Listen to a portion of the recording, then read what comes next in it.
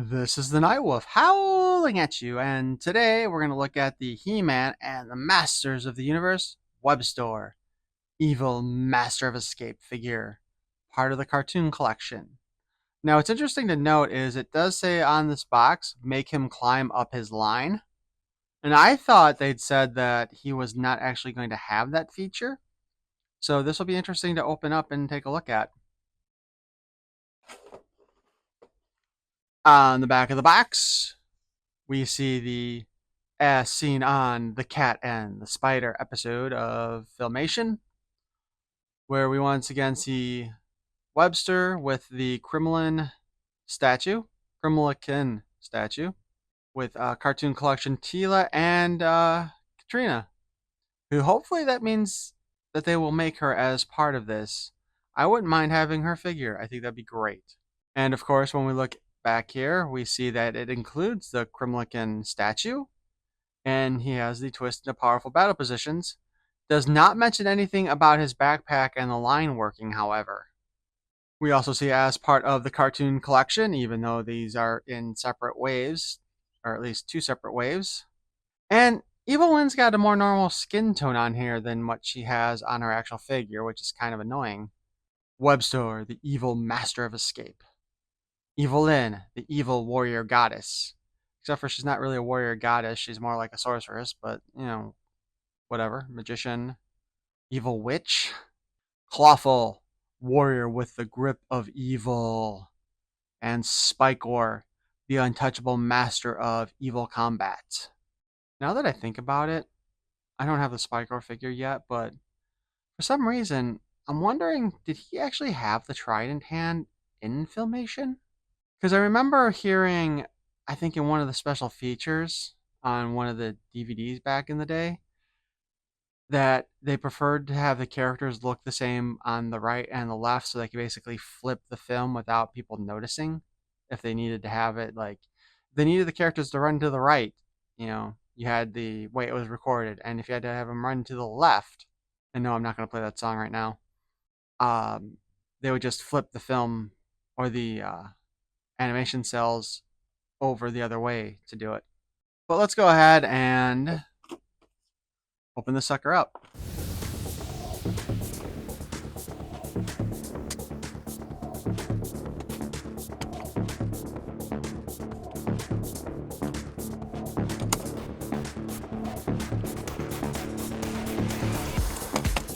They caught the comic book underneath the plastic when they welded it in place. Again. So once again, we have another damaged comic. We have the parts swap panel.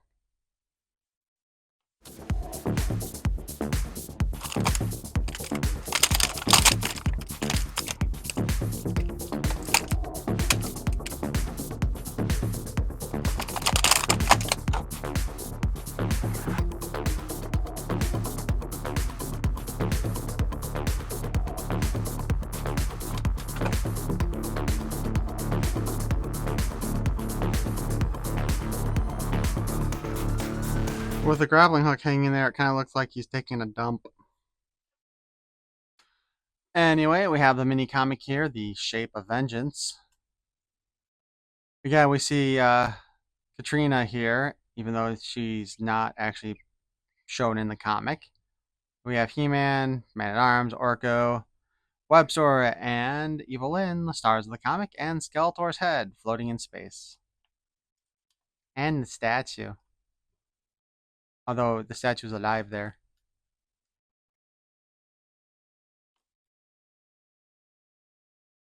We see our trio of evil villains traveling through the crystalline passages of the Crystal Sea as they look for the shaping staff.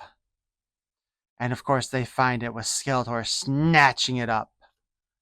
First thing he does is he takes it to use it on Webstor to turn him into a Gremlin in order to allow him to sneak into their city, where he is sent to claim the statue of one of their deities, the evil one of the deities. And as they snatch it, it grows when it's released from its prison, getting bigger and bigger, ready to attack and destroy things, destroying villages and utter destruction, fire in its wake.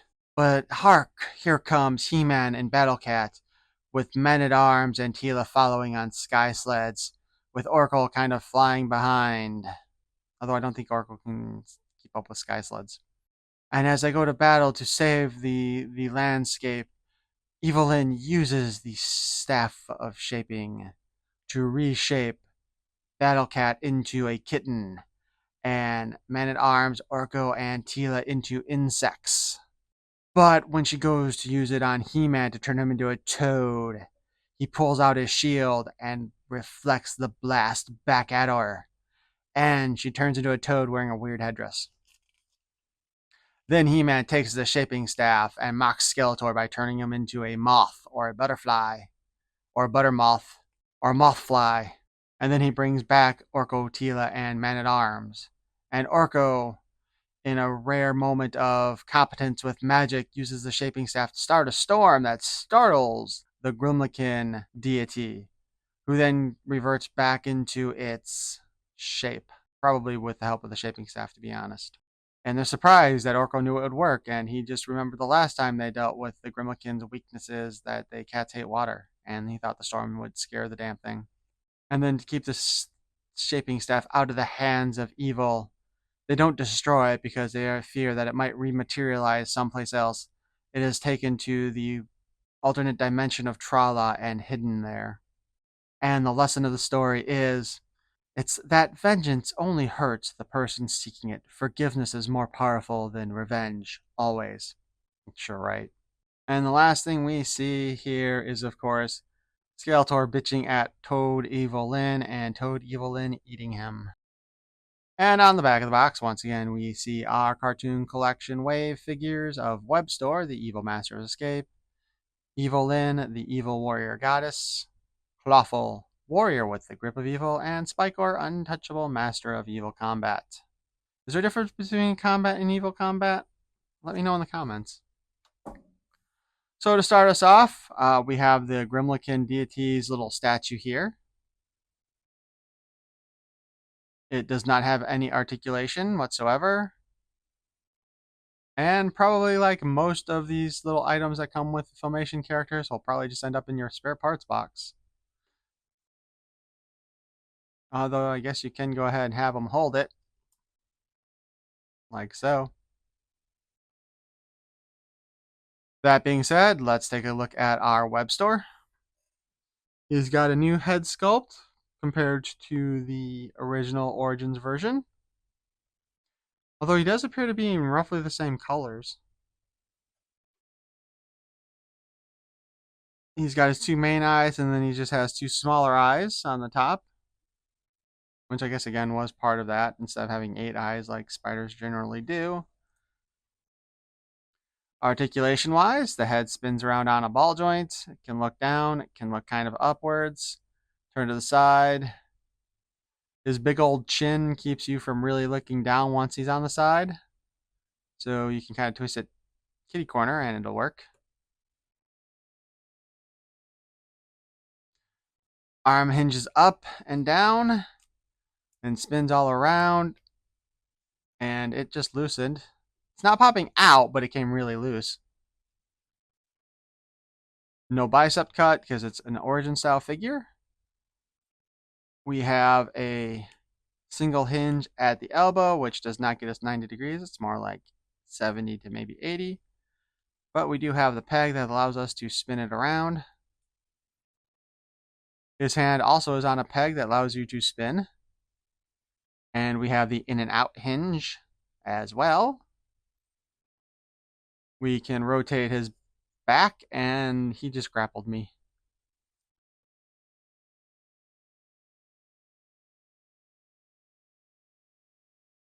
Webstor can kick. Wow, his joints are really tight. We can kick up about that far.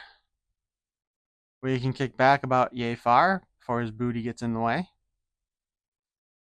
We have a single hinge at the knee that does almost 90 degrees. And I think I've said it before, it does seem like it goes further back than it does on the Origins figures. We have a boot cut, and we have a hinge at the foot and a spin. Now, what's kind of funny is he's got like the three-toed claws with Skeletor's boot tops. Like, if they had done more of a direct over from the original Skeletor, these would have been on the Cartoon Collection's feet, but Cartoon Collection Skeletor, Filmation version, had boots. Now we're left with his grappling hook here. I am not convinced that that knot is going to be staying in place properly forever. The grappling hook is two parts, so you can kind of spin the grapple part. It does look like you can pull the hook out, and instead of having the little thing on the back where you could pull it to make him climb, it looks like all you can do is crank this little dial here,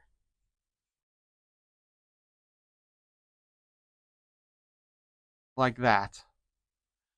Unfortunately, there is not a spot to actually hook the grappling hook to, which is kind of a shame.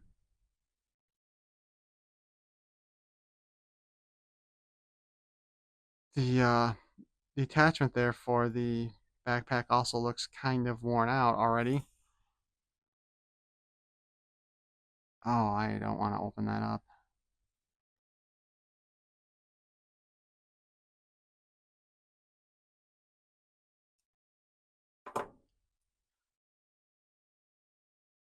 And he's got the standard Cartoon Collection body.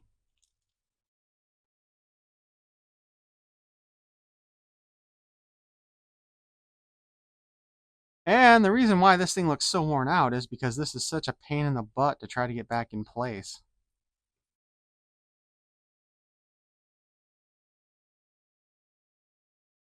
I have no problem imagining that these straps, if you're taking it on and off, which, I mean, as an adult collector, you're probably not doing that a whole lot.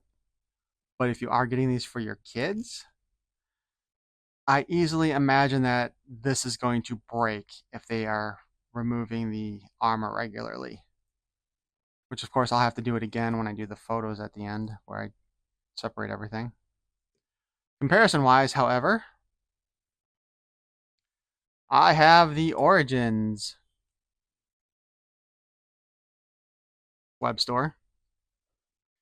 As you can see, the Cartoon Collection one, whoops, has fewer fangs, more of a humanoid mouth, and he has pupils in his eyes. He's got a brighter skin tone, brighter armor, brighter orange.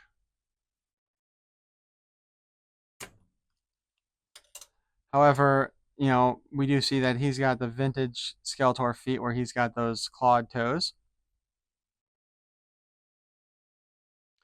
The designs of the backpack are way different, and of course, because this has the mechanism in there to allow him to actually pull the string and climb up, it's a lot bigger, which may also be why they went with the dial, because they could still do the retractable hook, but it takes up less real estate. Our Cartoon Collection version of Webstor also has larger ears, and his head bumps are a lot more defined, and his head is less wrinkled.